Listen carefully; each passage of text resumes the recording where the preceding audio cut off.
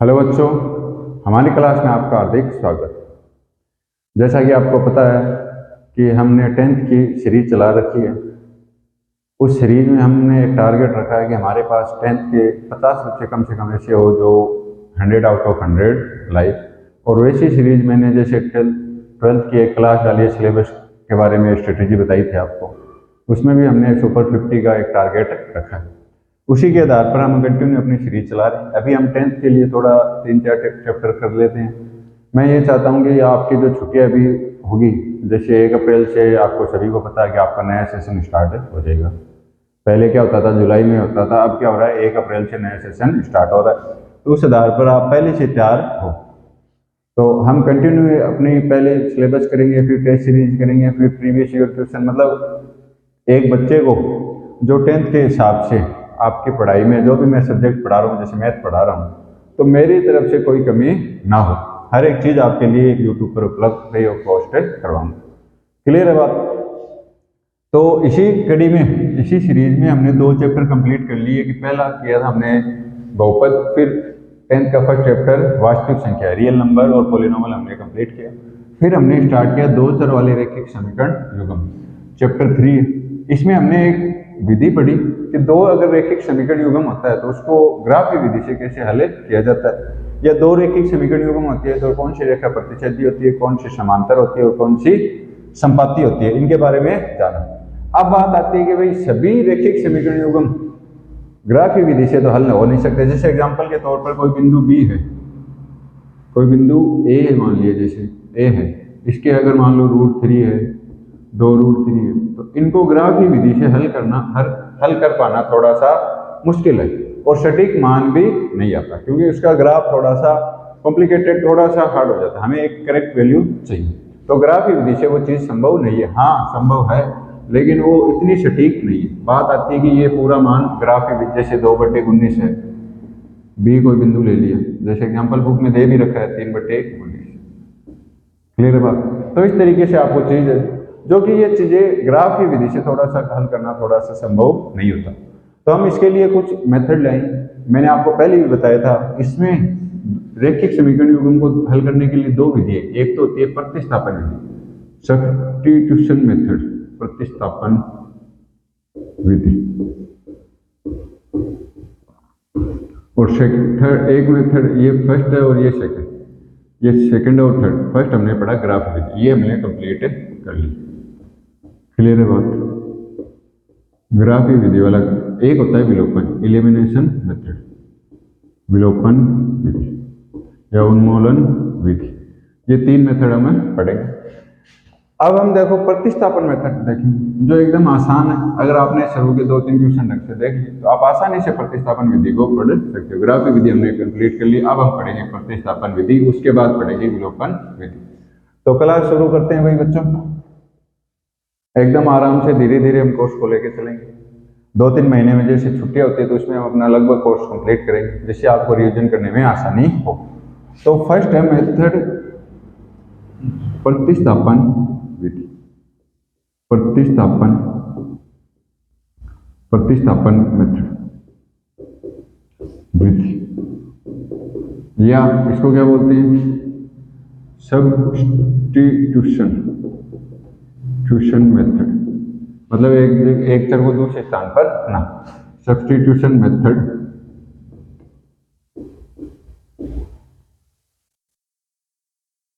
ये होता है क्या भाई, प्रतिस्थापन का मतलब एक चीज को एक जगह से उठा के दूसरी जगह रखना, ये प्रतिस्थापन मतलब उसका स्थान चेंज कर देना। जैसे एग्जांपल के तौर पर मैं ये लिखूं x + y = 5 और x - y = 1, ये। तो मैं यहां से क्या करूं, जैसे x का मान निकाला इस समीकरण से 1 + y, इस समीकरण का मान इसमें न रख के इसमें रख दूं, तो ये कहलाता है प्रतिस्थापन। जब x का मान समीकरण 1 में रखूंगा तो किसका मान मिल जाएगा, y का, और y का मान समीकरण 2 में रखूंगा तो x का मान हमें प्राप्त हो जाएगा।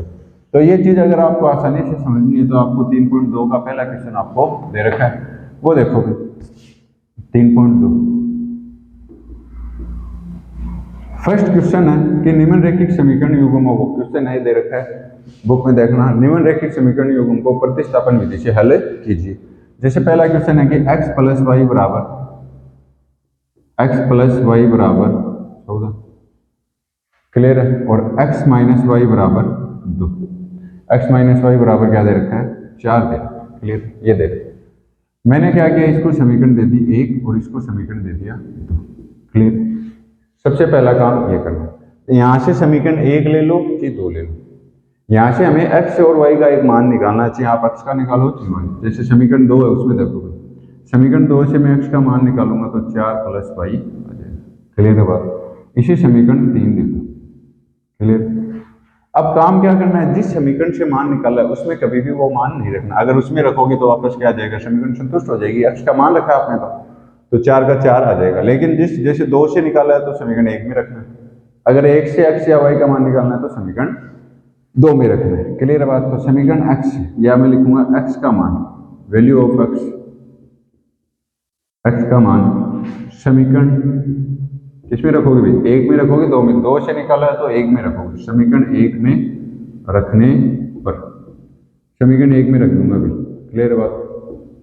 तो यहां से रखो भाई, तो x का मान रखूंगा 4 प्लस वाई, समीकरण 1 है क्या आपके पास, वो देखो पहले, समीकरण 1 क्या है भाई, आपको क्या दे रखा है, ये दे रखा है x plus y is equal to 40, यहाँ से मान रखो 4 plus y is equal to 14, 14, यहाँ जोड़ो 4, देखो 1y और 1y इन दोनों को जोड़ते हैं तो क्या हो जाता है, 2y। जैसे 1 गिलास है और 2 गिलास है, दोनों को जोड़ें कितनी गिलास हो जाएंगे, 3 गिलास। गिलासों की संख्या जुड़ी है, गिलास थोड़ी जुड़े, गिलास तो गिलास ही रहा। तो कब है, जैसे पेंसिल है, 2 पेंसिल 1 पेंसिल, जैसे आपके पास 2 चॉकलेट, आपके भाई के पास 2 चॉकलेट है, कितनी चॉकलेट हो जाएगी, 4 चॉकलेट हो जाएगी। वैसे ही एक्स और चर को भी चर वहीं रहते हैं, जैसे 1 चर और 1 चर, कितने चर हो गए बल्कि 2 चर हो गए, तो मैं लिखूंगा 4y प्लस 4 इजिकल टू 40। और आपकी 9th क्लास में समीकरणों को हल करना सीखा होगा चैप्टर नंबर 4 में, वही हम यहाँ पे करेंगे। प्लस का 4 है उधर ले जाएंगे, तो 4y इजिकल टू 14 माइनस 4, तो यहाँ से 4y इजिकल टू क्या जाएगा, 10 आ जाएगा, क्या जाएगा, 10 आ जाएगा। तो यहाँ से y का मान निकालेंगे 2y, सॉरी यहाँ गलत लिख दिया, क्या आएगा 2y, तो यहाँ से भी क्या आ जाएगा 2y आ जाएगा, ये भी क्या आ जाएगा 2y, गलती से यहाँ पे 4 लिख दिया, तो y बराबर आ जाएगा 10। 2 जो गुणा में कहाँ चला जाएगा, भाग में चला जाएगा, तो 10 में 2 का भाग जाएगा 5। तो यहाँ से हमने मान निकाल लिया y का मान 5। पहले हम क्या करते थे, टेबल बनाते थे, फिर ग्राफ बनाते थे, उससे हल निकालते थे। तो यहाँ से हमने 2-3 समीकरण 2 से x का मान निकाला, उसको 1 में रखा, तो हमें किसका मान मिल गया, y का मान प्राप्त हो गया। अब हम लिखेंगे y का मान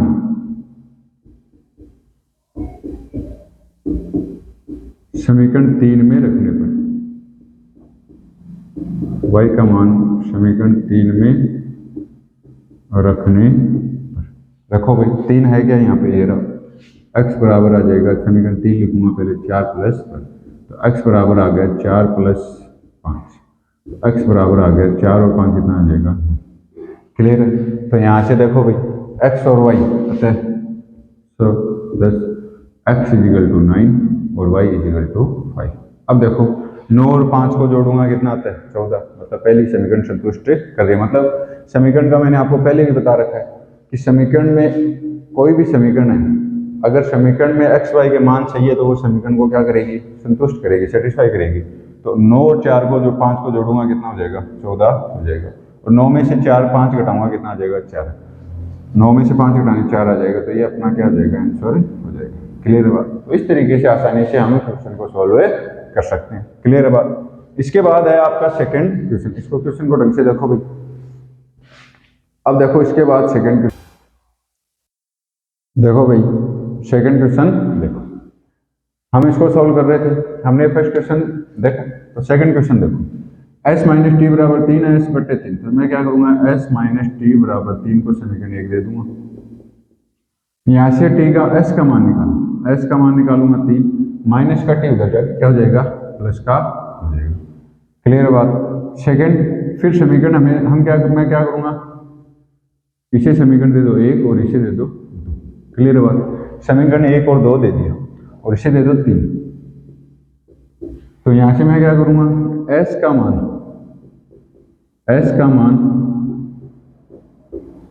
समीकरण किस में रखोगे, समीकरण 2 में रखने, 2 में रखने,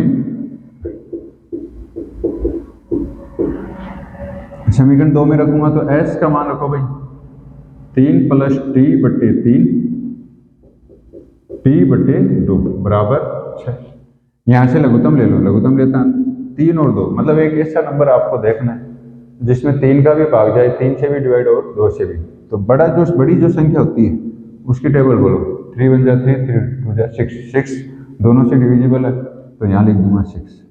अब 3 की टेबल में 6 जितनी बार आता है उसको ऊपर वाले नंबर से मल्टीप्लाई, 2 बार आता है तो 2 को ऊपर वाले नंबर से मल्टीप्लाई कर देंगे। यहाँ से 2 की टेबल में 6 कौन से नंबर, 3 नंबर पे 3 को ऊपर वाले से मल्टीप्लाई, पहले डिवाइड करेंगे फिर मल्टीप्लाई, मतलब 6 में 2 का भाग देंगे, जितनी बार भाग जाता है उसको ऊपर वाली संख्या से गुणा कर देंगे बराबर 6 बटे 1।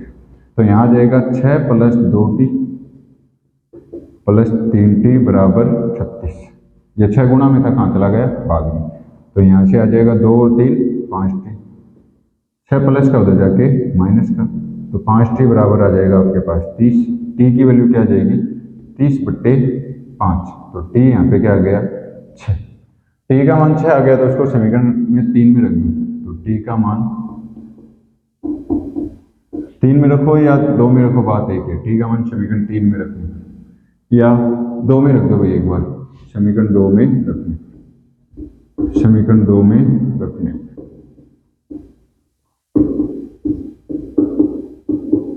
रखने पर तो s बटे 3 प्लस t बटे 2 बराबर 6।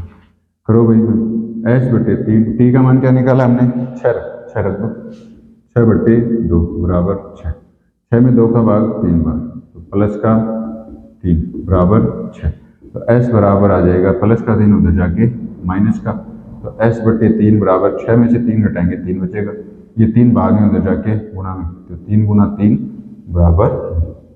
तो अतः हमारा क्वेश्चन सोल्व हो गया, तो t की वैल्यू आ गई 6 और s आ गया 9। क्लियर है। इस तरीके से हमको क्वेश्चन प्रतिस्थापन विधि से, आसान मेथड है तो आप आसानी से कर सकते हो। लेकिन देखो भाई, इसको ढंग से देखो, इसका एक और मेथड बताता हूँ, थोड़ा सा इजी हो जाएगा इससे, तो दोबारा देखो।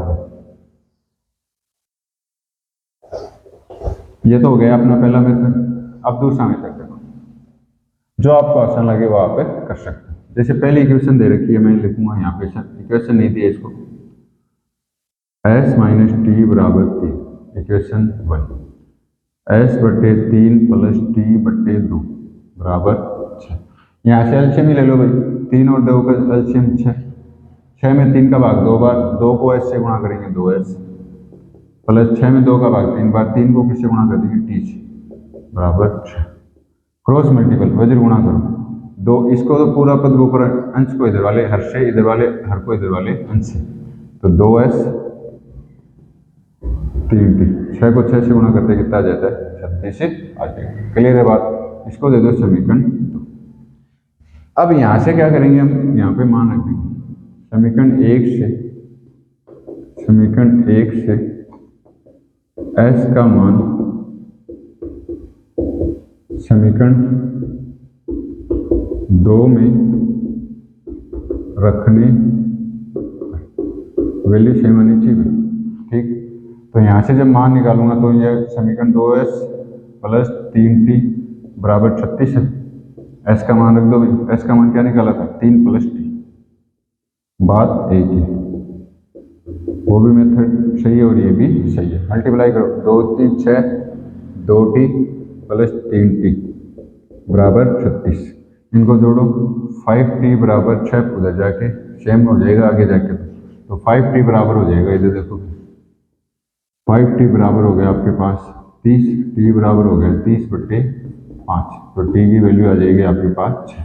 अब t का मान समीकरण 1 में रख दो तो क्या जाएगा 9, वही सेम t का मान समीकरण 1 में रखने पर, समीकरण 1 में रखने पर, समीकरण 1 में रखो भाई, s माइनस टी बराबर 3, s माइनस 6 बराबर 3, s बराबर 3 प्लस 6, s बराबर क्या आ जाएगा 9 आ जाएगा। क्लियर है बात। तो अभी भी जो दूध पहला मेथड किया उससे भी s बराबर 6, s बराबर 9, t बराबर 6 आता और अभी भी इतना है। क्लियर है बात? तो इस तरीके से हम क्वेश्चनों को सॉल्व करेंगे। तो देखो भाई आगे क्वेश्चन नंबर 3, आसान आसान क्वेश्चन, तो किसी के डाउट रहना नहीं चाहिए। फिर भी अगर आपको किसी के डाउट रहता है तो आप कमेंट बॉक्स के माध्यम से मुझे बता सकते हैं।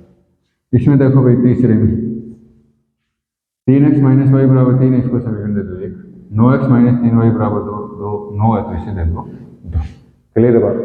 यहाँ से मैं क्या करूँगा, समीकरण 1 से 3x माइनस वाई बराबर क्या लिखूंगा 3, y का मान निकालो भाई यहाँ से, तो 3x प्लस का 3 इधर आके माइनस का 3 बराबर y, तो y बराबर आ जाएगा, क्या लिख सकते, पलट के लिख सकता हूँ 3x माइनस 3। जैसे एग्जाम्पल के तौर पर 4 बराबर x है तो x बराबर 4 ही तो होता है, ऐसे भी पलट के बराबर के चिन्ह को पलट के लिख सकते हैं।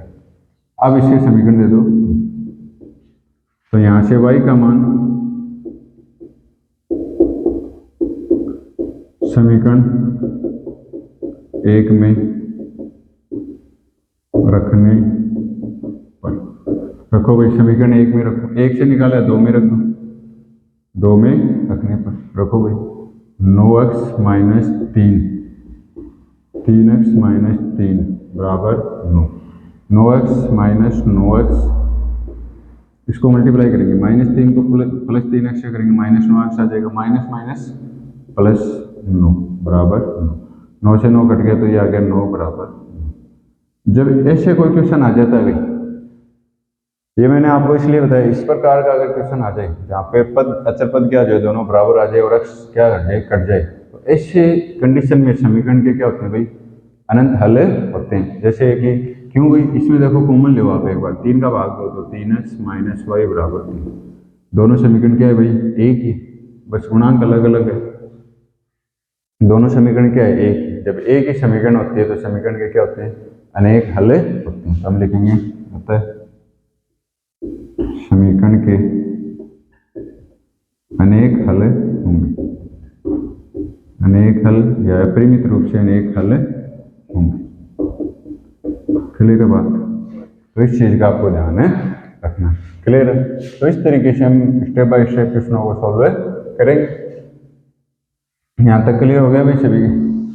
अब देखो क्वेश्चन नंबर 4, सिंपल सिंपल चीजें भाई, किसी के कोई डाउट है रहना नहीं चाहिए। क्वेश्चन नंबर 4 करो भाई, मैं आपको लिख के दे रहा हूँ क्वेश्चन नंबर 4 क्या दे रखा है, क्वेश्चन है 0.2x, बढ़िया क्वेश्चन है भाई, 0.2x प्लस 0.31 बराबर 1.3, ठीक है, 0.4y प्लस 0.5y बराबर 2.3, ये आपको क्वेश्चन दे दिया, समीकरण सॉरी रैखिक समीकरण दे दिया। इसको सोल्व करो, बताओ भाई जल्दी से बताओ क्या होगा, इनका हल क्या होगा, जल्दी से सोल्व करके बताओ। यहां देखो, सबसे पहला काम क्या करना है, हमें पॉइंट को हटा देना। क्लियर है बात? देखो ऐसे सवालों में जब पॉइंट, देखो इसके पॉइंट के बाद एक डिजिट है, इसके पॉइंट के बाद एक डिजिट है और बराबर का चिन्ह इधर भी पॉइंट है, तो हम क्या कर सकते हैं, जब पॉइंट को हटाते हैं तो छोटी क्लास में आपने पढ़ा होगा, पॉइंट के बाद एक अंक है तो किसका भाग लगता है 10 का, 2 है तो 100 का, 3 है तो जैसे मान लो कि 0.12 है तो पॉइंट हटेगा तो कितने जीरो लग जाएगी, 2 जीरो। अगर 0.134 है तो ये पॉइंट हटते क्या लगेगा, एक, कितने अंक है 3, तो 2 3। तो इस प्रकार से पॉइंट का आपको ध्यान होना चाहिए। क्लियर है बात? यहाँ देखो ये आ गया प्लस 3/10y बराबर 13/10। क्लियर है बात? 0.2 ये कटे, ठीक है। तो यहाँ से आप जब सोल्व करोगे तो देखो 2x प्लस 3y बराबर 13, इसे दे दो समीकरण 1। इसी प्रकार दूसरे समीकरण को लिख सकते हो, सभी के आगे एक डिजिट है तो आप क्या लिख सकते हो, 4y प्लस 5y बराबर 23, समीकरण 2। समीकरण 1 से देखो भाई, समीकरण 1 से x की वैल्यू निकालो, समीकरण 1 से तो 2x प्लस 3y बराबर 13, तो यहाँ से x की वैल्यू निकालोगे तो 2x बराबर 13 माइनस 3y, प्लस का 3y उधर जाके माइनस का, x का मान आ जाएगा आपके पास 13 माइनस 3y बट्टे 2। क्लियर। तो यहाँ से जब सॉल्व करोगे आप, मैं लिखूंगा x का मान समीकरण, इसे समीकरण 1 दे दिया तो इसे 3 दे दो, तो यहाँ लिखूंगा समीकरण 2 में रखने पर, 2 में रखने पर put the value of x in equation second. ठीक है। अब समीकरण 2 आपके पास क्या है, 4y 4x, तो यहाँ x कर लेना, 2y तो हो नहीं सकते, तो क्या हो जाएगा 4x हो जाएगा। क्लियर। 4x प्लस 5y बराबर 23, यहाँ मान रखो भाई, तो x की जगह मान रखेंगे तो आपके पास x का मान है 13 minus 2x 3y, 13 minus 3y बट्टे 2 प्लस 5y बराबर 23। क्लियर है यहाँ तक। फिर इसके बाद 4 में 2 का भाग जा रहा है कितनी बार, अगर कोई संख्या मल्टीप्लाई में, पूरी संख्या की मल्टीप्लाई में है तो उसको डिवाइड किया जा सकता है, यहाँ नहीं किया जा सकता। अगर यहाँ पे मान लो 4, कई गलतियाँ क्या करते हैं, मैंने देखा स्टूडेंट को, इससे ये काट देते, तो ये क्या हो जाएगा आपका गलत हो जाएगा। तो इस चीज, ऐसी छोटी छोटी गलतियों को आपको बचना है। क्लियर है बात। तो 13 माइनस कितना है 3y, ठीक है, ये आ गया 2, तो 2 ब्रैकेट 3y प्लस 5y बराबर 23। अब मल्टीप्लाई कर दो, 26 ब्रैकेट में दोनों संख्या मल्टीप्लाई, माइनस का चिन्ह माइनस, 2 को 3y से करेंगे 6y प्लस 5y बराबर 23। अब देखो प्लस का 6, प्लस का तो 5 और माइनस का 6, तो जब संख्या एक प्लस की और माइनस हमेशा सब्ट्रैक्ट करना है, माइनस करना है, 6 में से 5 घटा दो, 1y बचेगा। अब देखो बड़ी संख्या किसकी है, माइनस की, y भी किसका रहेगा, माइनस का। 23 प्लस का 26 उधर जाके माइनस का 26, तो माइनस y बराबर क्या आ जाएगा, माइनस का 3, तो माइनस से माइनस कट जाएगा तो y बराबर क्या आ गया, 3 आ गया। क्लियर है बात। तो इस तरीके से हम सवाल को सॉल्व करेंगे। अब यहाँ से y का मान किस में रख देंगे भाई, आप चाहे 1 में रखो, 2 में रखो, चाहे 3 में रखो, उससे कोई फर्क नहीं पड़ेगा। y का मान समीकरण 3 में रखने पर सीधा x का मान आ जाएगा। Put the value of y in equation 3। ठीक, तो x is equal to 13 minus 3y upon में 2, y की वैल्यू रख दो, तो x is equal to 13 minus 3 into 3 upon में 2। तो यहाँ से जब सोल्व करेंगे तो इधर 13 माइनस 9 अपॉन में 2, 13 में से 9 घटाएंगे 4 अपॉन में 2, 4 बटे 2, तो x का मान क्या आ गया, 2 आ गया। अब देखो यहाँ रखो भाई, इनको एक बार रख के देखो, x की जगह 2 रखो, 0.2 इंटू 2, y की जगह क्या रखोगे, 3 रखो, 0.3 इंटू 3, मल्टीप्लाई करो 0.4 प्लस 0.9, इनको जब जोड़ोगे तो क्या हो जाएगा 1.3 आ रहा है ये। इधर दूसरी इक्वेशन में देखो 0.4, x की जगह कितनी रखोगे 2 और y की जगह कितना रखोगे 3, मल्टीप्लाई करो 0.8 प्लस 1.5, तो इनको जब जोड़ोगे तो 2.3। मतलब अपना क्वेश्चन क्या है भाई, सही। मतलब आप एक रफ कॉपी में अगर आपको डाउट रहे कि आपका क्वेश्चन सही है या गलत है, तो आप इस तरीके से क्रॉस चेक कर सकते हो। हम लिख देंगे 100 अतः बस x is equal to 2, y is equal to 3। ये आपका क्वेश्चन सॉल्व हो गया। तो इस तरीके से हमने एक्सरसाइज 3.2 के 1 से लेकर 4 तक क्वेश्चन देखे। कुछ क्वेश्चन और रह जाते हैं, उसको हम नेक्स्ट क्लास में डिटेल से डिस्कशन करेंगे। तो ऐसे ही हमारे साथ आप जुड़े रहिए और क्लास को ज़्यादा से ज़्यादा शेयर कीजिए। क्लास देखने के लिए आपका बहुत बहुत धन्यवाद।